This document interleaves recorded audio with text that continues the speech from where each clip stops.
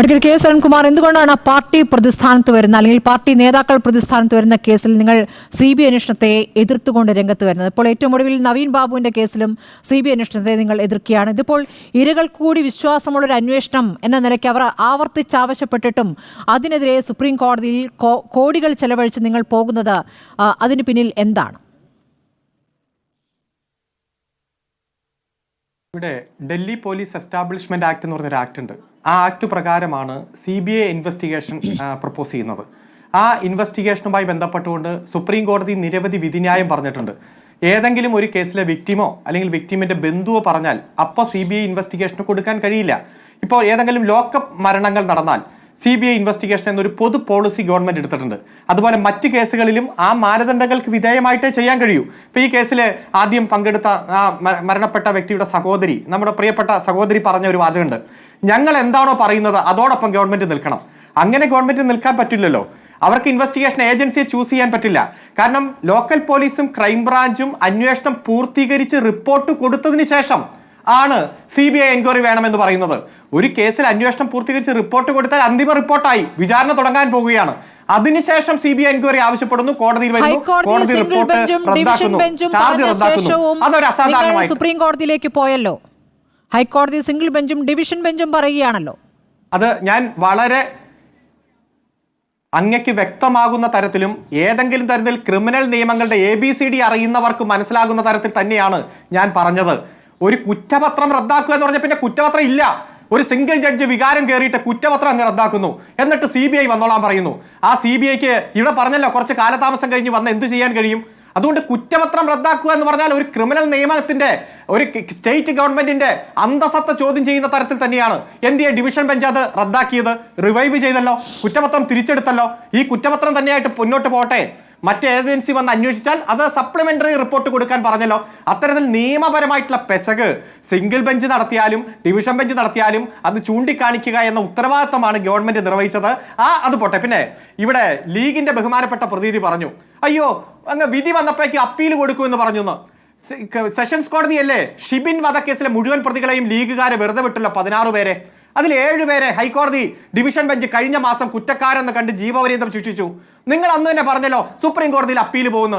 എന്തിയെ ലീഗിന്റെ നേതാക്കന്മാർ ഞങ്ങൾ അപ്പീൽ പോകുന്നില്ല, കോടതി വിധി അങ്ങ് അംഗീകരിച്ചു എന്ന് പറയാത്ത സാഹചര്യം എന്താ?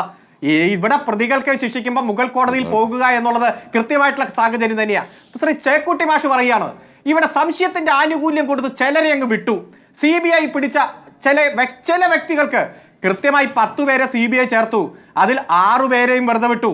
അതിൽ ബാക്കി 4 പേരിൽ 3 പേരെ വളരെ ചെറിയ കുറ്റത്തിനാണ് ഇപ്പൊ കണ്ടെത്തിയിരിക്കുന്നത്. ഒരാളെ മാത്രമാണ് 302 ശിക്ഷിക്കപ്പെടുന്ന സാഹചര്യം ഉണ്ടായത്. ഒരു സംശയത്തിന്റെ ആനുകൂല്യമല്ല, സാറ്റിസ്ഫാക്ടറി ആയിട്ടുള്ള തെളിവില്ലാത്തതുകൊണ്ട് for want of satisfactory evidence എന്ന് തന്നെയാണ് വിധിന്യായത്തിൽ പറഞ്ഞിരിക്കുന്നത്. ഇവിടെ വസ്തുതകൾ നമ്മുടെ മുന്നിലുണ്ടല്ലോ. ഇത് പാർട്ടി ഗൂഢാലോചന നടന്നു. ഞാൻ സ്മൃതിയുടെ വാട്സപ്പിലേക്ക് ഒരു കത്ത് അയച്ചിട്ടുണ്ട്. ആ കത്ത് എന്താ അറിയോ? ഈ കേസിലെ 160ാമത് ഡോക്യുമെന്റാണ്, പ്രോസിക്യൂഷൻ ഡോക്യുമെന്റാണ്. അതായത് ഈ കുറ്റകൃത്യം നടക്കുന്ന ദിവസം 1-ാം പ്രതി പാർട്ടി ഏരിയ സെക്രട്ടറി ആയ അഭിഭാഷകന് കൊടുക്കാൻ വീട്ടിൽ എഴുതി വെച്ച കത്താണ്.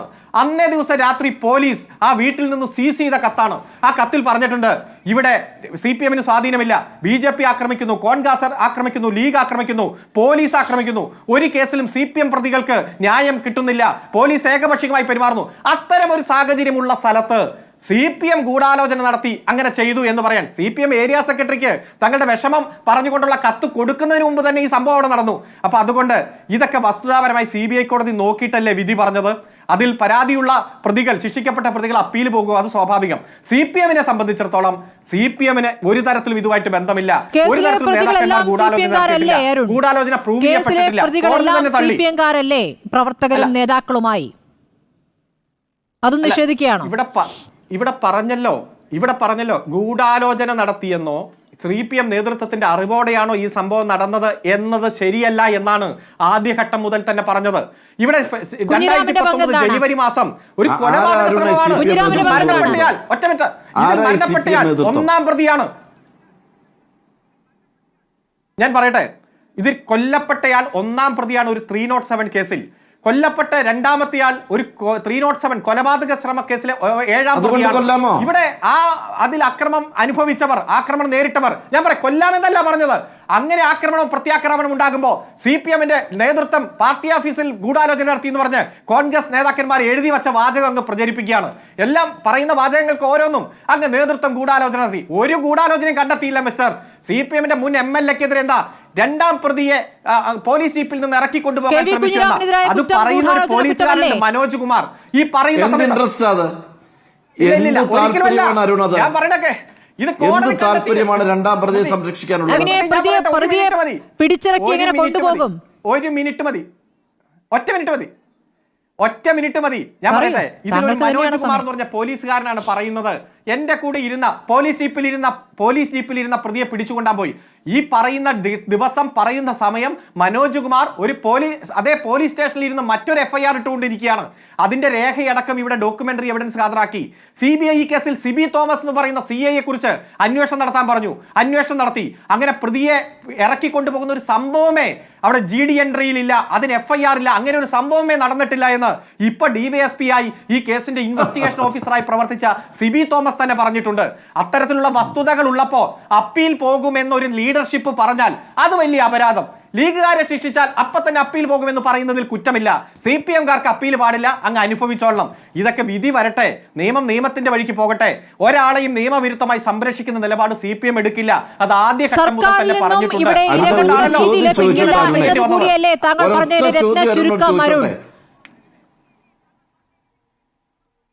അല്ല, സർക്കാരിന്റെ പോളിസിയൊക്കെ കൃത്യമായി പറഞ്ഞു. നിയമത്തിന്റെ വഴിക്ക് പോകും. ക്രൈംബ്രാഞ്ച് കൃത്യമായി അന്വേഷണം നടത്തി കൊടുത്ത കുറ്റപത്രം തന്നെയാണ് ഇപ്പൊ CBI കോടതി അതിലെ വസ്തുതകൾ വെച്ചുകൊണ്ട് തന്നെയാണ് മുന്നോട്ട് പോയത്. ഇപ്പൊ ബഹുമാനപ്പെട്ട ലീഗിന്റെ പ്രതിനിധി പറയാണ് ക്രൈംബ്രാഞ്ച് റിപ്പോർട്ട് വെച്ചിട്ടല്ല CBI മുന്നോട്ട് പോയിട്ടുള്ളത്. അതെങ്ങനെയാണ് താങ്കൾ അങ്ങനെ പറയുക? ക്രൈംബ്രാഞ്ച് ആണ് വിജയിച്ചിരിക്കുന്നത് അല്ലേ? സപ്ലിമെന്ററി ചാർജ് ആണ്. ക്രൈംബ്രാഞ്ച് ആണ് ഇപ്പോൾ വിജയിച്ചിരിക്കുന്നത്. മനസ്സിലാകാത്തോണ്ടാണ് എല്ലാ ബഹുമാനത്തോടെയും പറയുകയാണ്. ഇവിടെ ക്രൈംബ്രാഞ്ച് ഏതെങ്കിലും തരത്തിൽ അന്വേഷണത്തെ അട്ടിമറിച്ചു എന്ന രൂപത്തിൽ പറയുന്ന പ്രചരണം തെറ്റാണ്. ഇവിടെ കണ്ടെത്തിയ ആയുധങ്ങളിൽ കൃത്യമായി ഇതിൽ രക്തക്കറയുമായി ബന്ധപ്പെട്ടുകൊണ്ട് ഫോറൻസിക് റിപ്പോർട്ട് എല്ലാം